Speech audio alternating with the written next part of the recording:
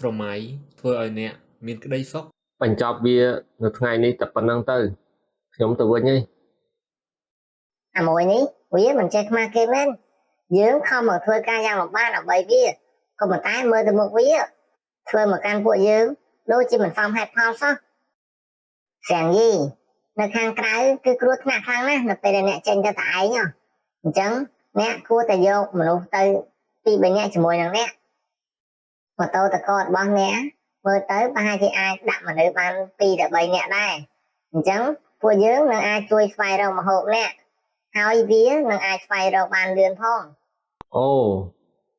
ស្រាំងយីយើងរីករាយខ្លាំងណាស់ក្នុងការជួយអ្នកមែនហើយ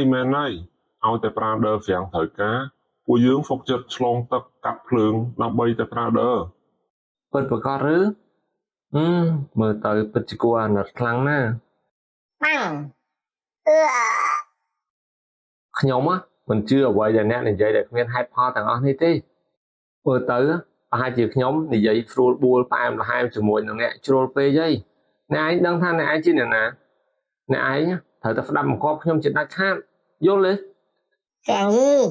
កុំធ្វើអញ្ចឹងអីប្រយ័ត្នផងប្រយ័ត្នកំភ្លើងវារាកាយយើងគ្មានបំណងអីទេគ្រាន់តែចង់ពិភាក្សាជាមួយនឹងអ្នកតាវាគឺជាកំហុសទាំងអស់របស់គេឥឡូវគេបានស្លាប់ហើយ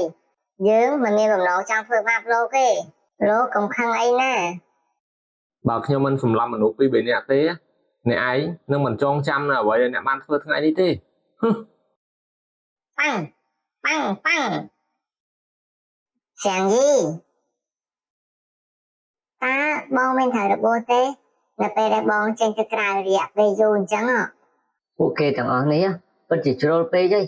ពួកគេគឺភ្លេចហើយថាអ្នកណាគឺជាអ្នកជួយពួកគេពីមុនមកបងមិនអីទេរឿងទាំងអស់នេះដែលកើតឡើងគ្រាន់តែជារឿងតិចតួចតែប៉ុណ្ណោះខ្ញុំតែងតែជាមនុស្សដែលមានចិត្តល្អបំភ្លេចរឿងទាំងអស់នោះចោលទៅតោះយើងត្រឡប់ទៅវិញឥឡូវនេះចិត្តល្អប្រកាសអត់អ្វីទាំងអស់ខ្ញុំបានរៀបចំចិត្តរួចរាល់អស់ហើយក៏ប៉ុន្តែមនុស្សទាំងអស់នោះពិតជាមិនអាចប្រើការបានមែនខ្ញុំត្រូវតែសម្អាតពួកគេចោលហើយ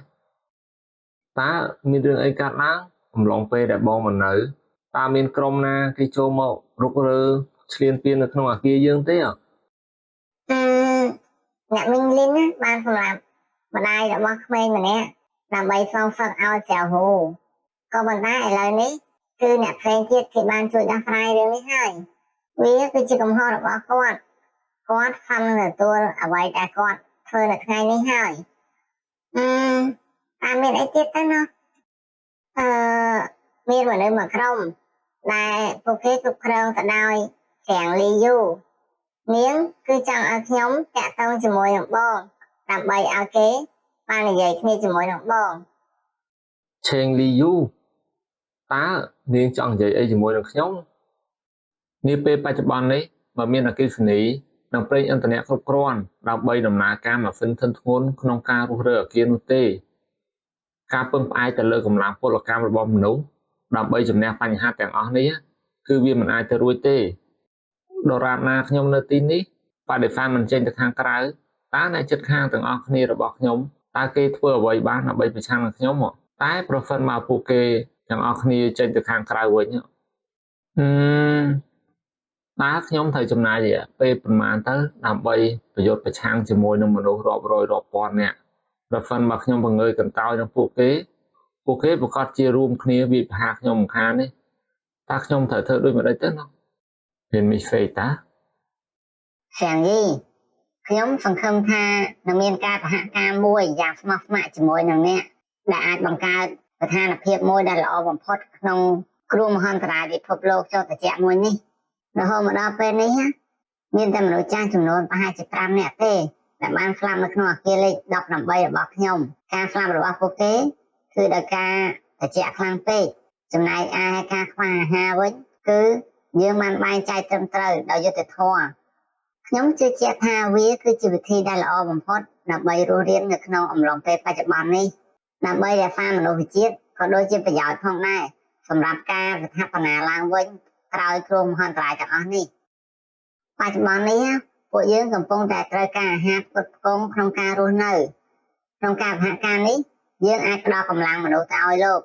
ក៏ដូចជាសាំងមួយចំនួនសម្រាប់ចាក់ម៉ូតូរបស់អ្នកផងដែរម្យ៉ាងទៀតពួកយើងក៏អាចសម្របសម្រួលជាមួយនឹងមនុស្សដែលនៅអាគារផ្សេងទៀតដើម្បីឲ្យលោកជៀសផុតពីចំនួនផងដែរ ដោយទៅនឹងការរំពឹងទុកអញ្ចឹងគេគឺជាប្រធានផ្នែកខាងហិរញ្ញវត្ថុមិនត្រឹមតែជំនាញក្នុងការគ្រប់គ្រងប៉ុណ្ណោះទេថែមទាំងយល់ដឹងពីវិធីសាស្ត្រក្នុងការទាញយកប្រយោជន៍ទៀតផងដុកទ័រចៅតើអូមានដឹងពីស្ថានភាពនៃអគារលេខ18ទេ ខ្ញុំបានលើកតិចតួចអំពីវាដែរវាត្រូវបានគេនិយាយថាអ្នកដឹកនាំអគារនៅទីនោះគឺពិតជាមានឥទ្ធិពលខ្លាំងណាស់បន្ទាប់ពីមានគ្រោះមហន្តរាយមកពួកគេបានបង្រួបបង្រួមគ្នារស់នៅជាមួយគ្នាទាំងអស់ហើយក៏អនុវត្តតាមប្រព័ន្ធបែងចែកអាហារធនធានកណ្ដាលមួយដែលអាចរក្សាមនុស្សភាគច្រើនឲ្យនៅរស់មកដល់បច្ចុប្បន្ននេះ អញ្ចឹងមានន័យថាអ្នកដឹកនាំរបស់គេពិតជាមានសមត្ថភាពខ្ពស់មែនទោះជាយ៉ាងណាក៏ដោយការរក្សាមនុស្សទាំងអស់នេះឲ្យរស់នៅបានរយៈពេលយូរក្នុងស្ថានភាពនេះវាពិតជាមិនមែនជារឿងធម្មតាទេអូខេខ្ញុំនឹងគិតអំពីវាហើយខ្ញុំនឹងផ្ដល់ដំណឹងឲ្យអ្នកដឹងនៅពេលក្រោយមានមនុស្សជាច្រើនដែលបានអេតមកខ្ញុំនៅក្នុងពេលនេះតើពួកគេមានបំណងអីមើលទៅពួកគេគឺមានជំរឿតែពីរទេបើមិនបង្កសង្គ្រាមជាមួយនឹងខ្ញុំទេគឺពួកគេចង់ផ្សះផ្សាជាមួយនឹងខ្ញុំក្នុងការសម្លាប់មនុស្សដែលបោកប្រាស់ទាំងអស់នោះវាពិតជាខ្ជះខ្ជាយក្របរំសេវតែខ្ញុំខំរកដល់លំបាកមែនមនុស្សជាច្រើនដែលពួកគេប្រកាសជាខឹងមកលើខ្ញុំមិនខានទេណាមួយក្នុងការសម្លាប់មនុស្សច្រើនក៏វាប៉ះពាល់មកដល់សុខភាពរបស់ខ្ញុំណាស់ យ៉ាងយីតែតែគិតថាអ្នកទាំងអស់គ្នាគឺកុហកគេរហូតសំណាងល្អដែរតែខ្ញុំបានជឿយកយ៉ាងយីតាំងពីពេលដំបូងចាប់ផ្ដើម ដុកទ័រចៅតាមគំនិតរបស់អូនណាអូនគិតមើលថាតើបងគួរតែត្រូវធ្វើយ៉ាងម៉េចបើមិនជាធ្វើសង្គ្រាមយើងត្រូវតែរៀបចំឲ្យរួចរាល់ក្នុងការធ្វើការប្រយុទ្ធមួយនេះតែបើមិនជាបងផ្ដល់ម្ហូបអាហារទៅឲ្យពួកគេដើម្បីគ្រប់គ្រងពួកគេនៅក្នុងអគារទាំងអស់នោះវានឹងជាបន្ទុកមួយដ៏ធំសម្រាប់ការផ្ដល់អាហារទៅឲ្យពួកគេនេះគឺជាមូលហេតុដែលបង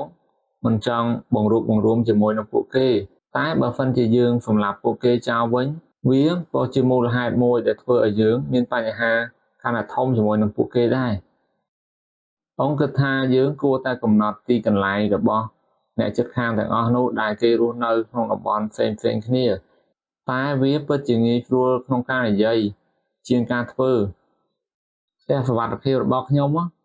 គឺมันមានសមត្ថភាពក្នុងការស្វែងរកទីកន្លែងឬក៏ទីតាំងរបស់អ្នកដទៃទេ បងមានគម្រោងអីដែលឲ្យខ្ញុំរស់រើខោអាវការពារគ្រាប់ទាំងអស់នេះ គឺប្រើវាសម្រាប់ការពារជើងនឹងហើយពេលដែលរៀបចំរួចហើយពួកយើងត្រូវតែចាប់ផ្ដើមដំណើរការបោកប្រាស់ពួកគេហើយសមាជិកទាំងអស់គ្នាឥឡូវនេះពួកយើងកំពុងតែមានបញ្ហាហើយអ្នកនៅក្នុងអគារផ្សេងទៀតគេកំពុងតែព្យាយាមសម្លឹងមកលើពួកយើងតែយើងមានម្ហូបនិងអាហារផ្សេងទៀតអ្នកជិតខាងនៃអគារផ្សេងទៀតហ្នឹងគេកំពុងតែចំណានយើងគេបានប្រាប់ខ្ញុំថាគេឲ្យយើងនឹងត្រូវផ្ដល់ម្ហូបអាហារហើយនឹងម៉ូតូទៅឲ្យគេប្រសិនបើយើងមិនព្រមទេពួកគេនឹងធ្វើការវាយប្រហារមកលើពួកយើងមិនខានទេ ពួកមនុស្សល្ងងទាំងអស់នេះកំពុងតែគិតអីហ្នឹងហេតុអីក៏ពួកគេមិនព្យាយាមទៅរកម្ហូបដោយខ្លួនឯងទៅពួកយើងត្រូវតែរួបរวมគ្នាជាក្រុមមួយដើម្បីការពារម្ហូបអាហាររបស់ពួកយើងរហូតដល់ដង្ហើមចុងក្រោយយើងមិនអាចឲ្យវាទៅពួកគេបានទេ ប៉ុន្តែពួកយើងមានគ្នាតែ30ទៅ40នាក់ប៉ុណ្ណោះតើពួកយើងនៅក្នុងអគារនេះអាចទប់ទល់ជាមួយនឹងពួកគេបានដែរឬទេតើយើងអាចរកជំនួយបានទេបើមិនជាមានអ្នកផ្សេងគេចង់ចូលរួមជាមួយនឹងយើងនៅទីនេះម៉ូតូដែលអាចបើកលើទឹកកកបានគឺមានតែមួយតែប៉ុណ្ណោះយើងត្រូវតែគិតឲ្យបានល្អិតល្អន់ប្រសិនបើយើងឲ្យម៉ូតូនេះទៅពួកគេហើយនឹងម្ហូបអាហារទាំងអស់ទៅគេទៀតតើពួកយើងមានអ្វីសម្រាប់បរិភោគទៀតការរស់នៅរបស់អ្នកទាំងអស់គ្នាគឺសម្រេចទៅលើអ្នកទាំងអស់គ្នាហើយមែនហើយពួកយើង